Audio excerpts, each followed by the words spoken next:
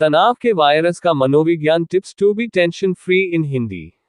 विश्व की सबसे भयानक बीमारी, टेंशन इज डेंजरस।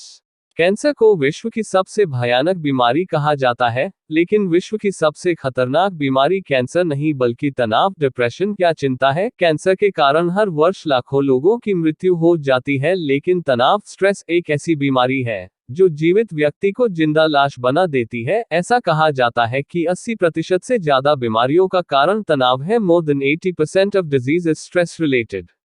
मन के हारे हार है, मन के जीते जीत।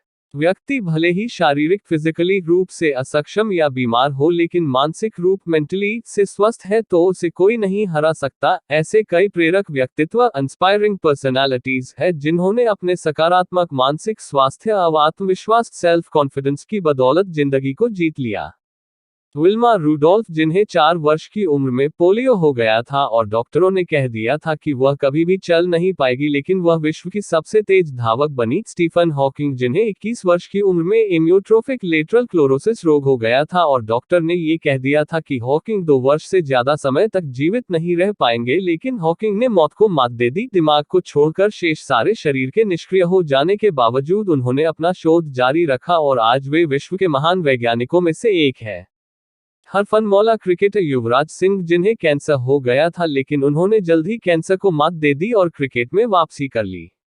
अगर स्टीफन हॉकिंग, विल्मा रूडोल्फ और युवराज सिंह जैसे लोगों ने हार मान ली होती तो शायद मैं ये लेख न लिख रहा होता। ये लोग इस बात के गवाह हैं कि अगर आप सकारात्मक सोचते हैं और स्वयं पर विश्वास रखते हैं तो आपके लिए असंभव कुछ भी नहीं। Nothing is impossible. वर्तमान में कोई तनाव नहीं, लाइव इन प्रेजेंट।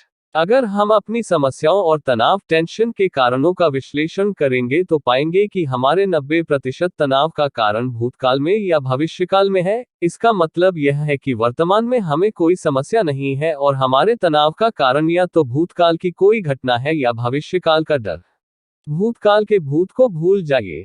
अगर तनाव, टेंशन का कारण भूतकाल में है तो इसका मतलब यह है कि हम अभी भी भूतकाल में अटके हुए हैं और हमने अभी तक भूतकाल की घटना को स्वीकार नहीं किया। जब तक हम उस घटना को स्वीकार नहीं करेंगे तब तक हम तनाव, डिप्रेशन रूपी वायरस को अपने दिमाग से हटा नहीं पाएंगे। भूतकाल तो अब चला गया है और अब इसका हम कुछ कर नहीं सकते। नकारात्मक सोच के घोड़े बार बार दोहराने से अच्छा यह है कि हम भूतकाल की उस घटना को सकारात्मक रूप से स्वीकार कर लें।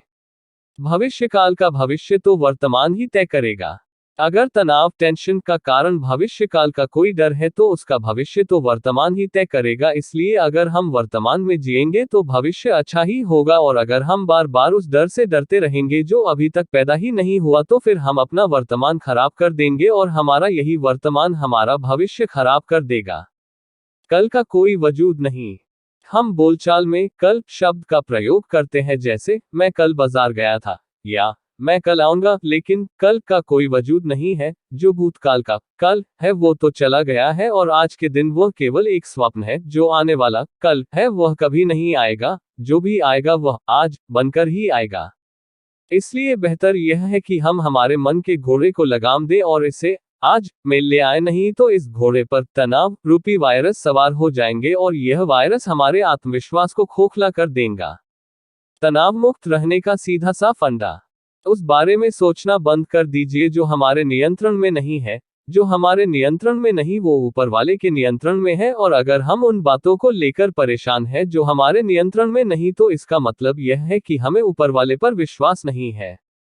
वर्तमान में जीना सीख लीजिए।